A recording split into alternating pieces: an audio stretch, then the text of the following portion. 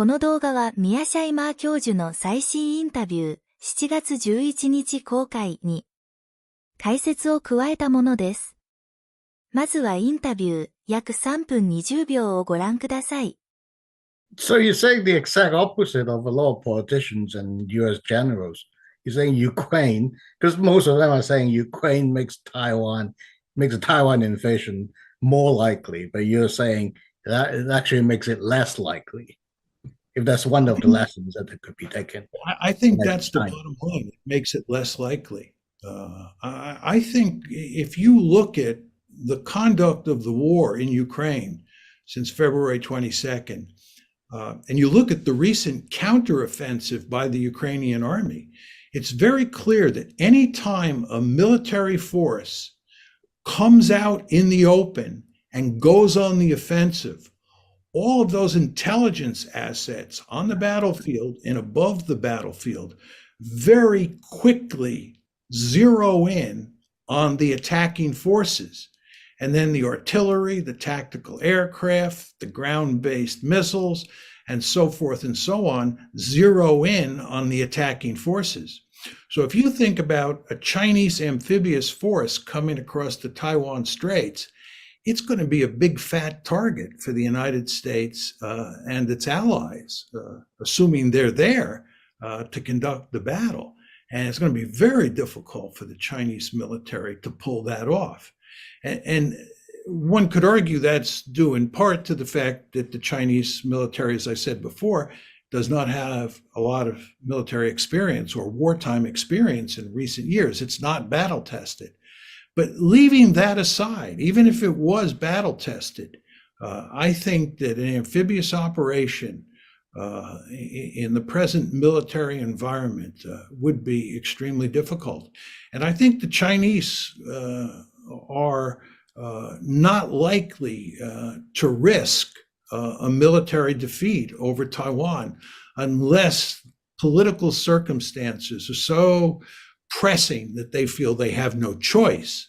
In other words, if Taiwan declares its independence, let's say the Taiwanese decide that the United States is so committed to Taiwan at this point in time that Taiwan can declare its independence and the United States will still defend Taiwan, no matter what. And the Taiwanese then go out and declare independence. In those political circumstances, one can imagine a scenario where the Chinese understand that they're likely to suffer enormous casualties, but nevertheless, they feel there is a political necessity to launch an amphibious operation. That's a possible scenario. I think it's unlikely, but it is possible, it is plausible. But absent that, I think when the Chinese look at the costs and benefits of an amphibious assault on Taiwan, they're going to, in almost all cases, reject it and make the case that it's better just to wait and hope for the best over time. ここからは今回のインタビューについての解説です。今回のインタビューの注目点は、台湾が独立を宣言しない限り、中国が台湾を侵攻する可能性は低いという指摘です。今回の話は前回の続きで、ほぼ同じような内容ですが、より具体的になりました。今回は、たとえ中国軍が実戦慣れしているとしても、上陸作戦を実行する可能性は低いと指摘しています。その理由として教授が指摘するのは前回と同様、現代軍の情報収集能力の高さです。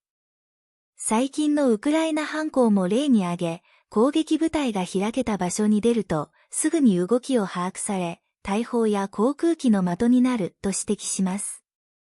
同じように、もし中国が台湾への上陸作戦を実行すれば、アメリカ軍などに動きを把握されるため、リスクが高いとの見方です。そして、中国がそのようなリスクのある作戦を実行する可能性は低いと指摘しています。ただ、教授は台湾が独立を宣言した場合、中国は政治的な理由から上陸作戦を敢行するだろうと述べています。現在の台湾は実質的に独立国のようなものですが、国際的には独立国として認められていません。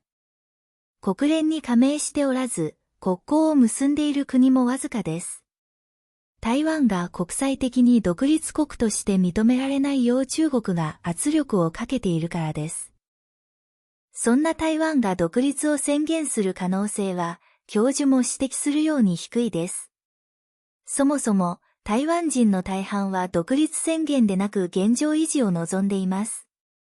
独立を宣言して下手に中国を刺激するよりは、今のように実質的な独立状態を維持できた方がいいと考えています。中国は台湾への上陸作戦を仕掛ける可能性は低い。ただ、台湾が独立を宣言したら実行し得る。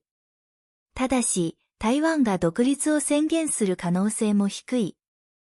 つまり、全体として中国が台湾を侵攻する可能性は低く、教授が言うように、今は最善の時を待つでしょう。この最善の時というのが、もっと自分たちが力をつけた時なのか、アメリカがもっとボロボロになった時なのか、あるいは別の状況なのかは不明です。いずれにせよ、中国と台湾の問題は日本と無関係でありません。日本が中国に侵攻される可能性もあるのですから、早く平和ボケから目覚めてほしいものです。解説は以上です。